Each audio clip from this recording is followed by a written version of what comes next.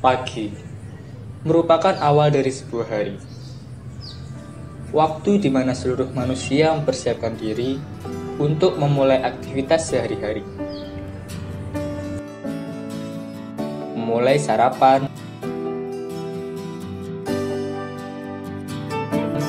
beberes rumah,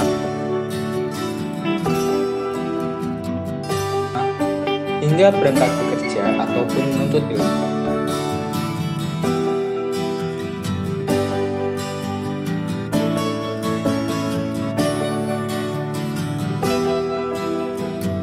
Hal-hal rutin yang sudah menjadi kebiasaan pun dilakukan dengan semangat untuk memulai hari.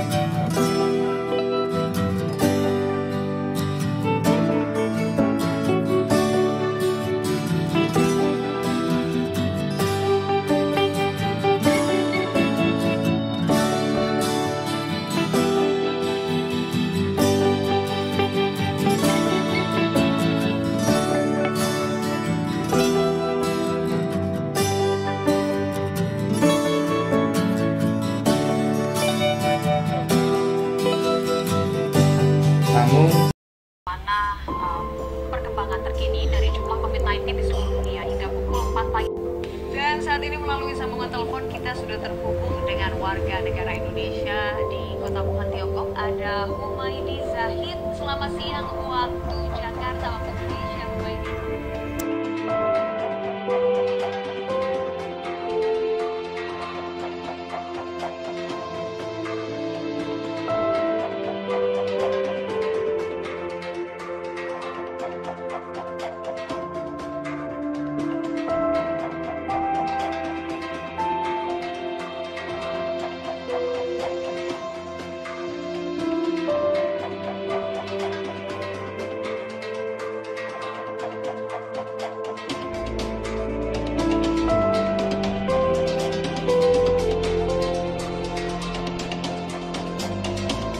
sekarang semua sudah berbeda.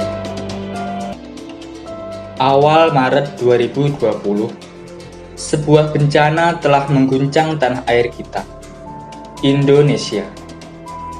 Sebuah wabah penyakit COVID-19 yang telah tersebar di berbagai negara di luar sana, mulai merambat ke Indonesia. Munculnya kasus pertama dari sebuah wabah virus ini menuntut semua manusia untuk menjaga kebersihan tubuh dan lingkungan mereka demi kesehatan masing-masing individu dan juga individu lain.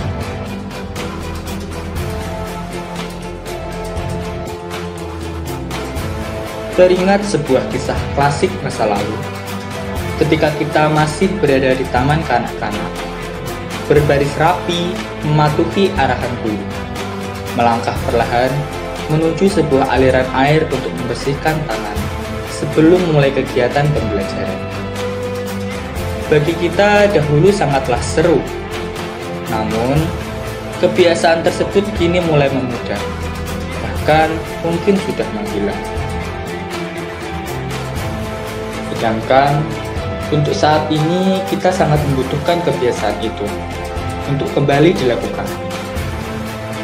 Wabah virus COVID-19 ini yang mengharuskan kita untuk menghidupkan kembali kebiasaan tersebut. Sehingga muncullah ide-ide untuk memakai kebiasaan leluhur dengan sedikit modifikasi masa kini agar tidak ketinggalan zaman. Seperti di Indonesia, kebiasaan mencuci tangan sejatinya telah dilakukan oleh para orang tua di zaman dahulu. Hal ini mereka lakukan setelah seharian melakukan aktivitas di luar rumah dan saat akan memasuki rumah mereka.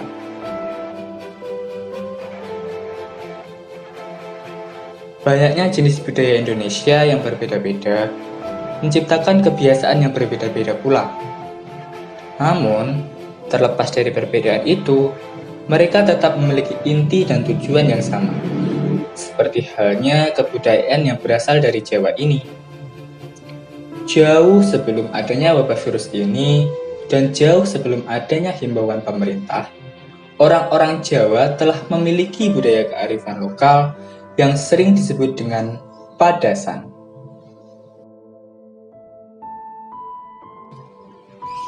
Padasan ini adalah sebuah gentong besar yang di dalamnya diisi air untuk membasuh anggota tubuh sebelum memasuki rumah, mulai dari wajah, tangan, dan kaki.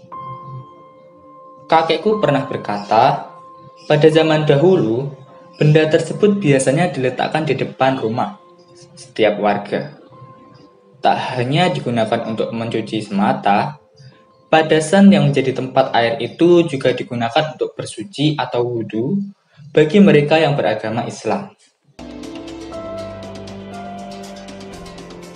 Bentuk dari padasan sendiri biasanya berupa gentong besar yang terbuat dari tanah liat dan diberi lubang pada bagian depan untuk menjadi jalan keluar air.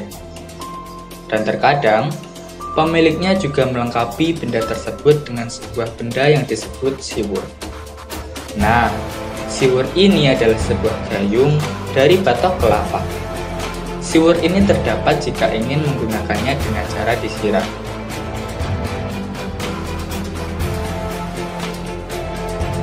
Pada dasarnya, teknik yang dipergunakan dalam membuat padasan ini sama saja dengan gerakan lainnya.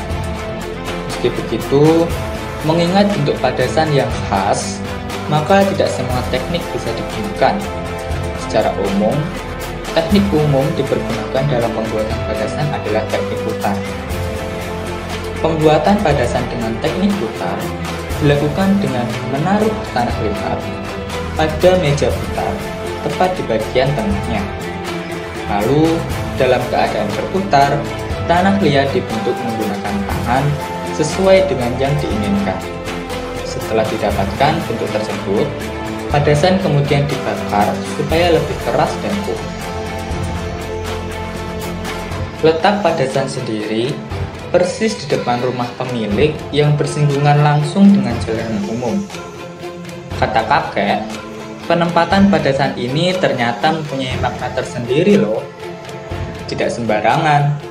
Penempatan tersebut bukan hanya agar bisa digunakan oleh tuan rumah saja. Sebaliknya, padasan tersebut juga bisa digunakan oleh orang lain yang kebetulan melintas. Selain bermanfaat pada sesama, padasan juga menjadi bukti betapa luhurnya kehidupan sosial bermasyarakat di pedesaan yang syarat dengan petuah dan filosofi. Tradisi ini sendiri tak lepas dari kondisi yang ada di masa lalu, di mana masyarakat tradisional aktivitasnya tak lepas dari kondisi alam, seperti bertani, beternak, dan berkebun. Tentu saja, hal tersebut membuat badan mereka menjadi kotor. Oleh sebab itu, banyak dari pemilik rumah yang kemudian menyediakan padasan di depan rumah masing-masing, agar bisa digunakan selepas aktivitas di luar rumah. Sayangnya, tradisi ini rupa-rupanya mulai ditinggalkan seiring dengan peralihan zaman ke era yang lebih modern. Mungkin, padasan bisa ditemui oleh beberapa dari mereka yang sadar akan manfaat tersebut, meski mungkin sempat disepelekan. Tradisi di zaman dahulu yang diajarkan arti pentingnya menjaga kebersihan. Dalam sebuah padasan, terkandung beberapa nilai luhur yang bisa kita serap untuk diaplikasikan dalam kehidupan sehari-hari.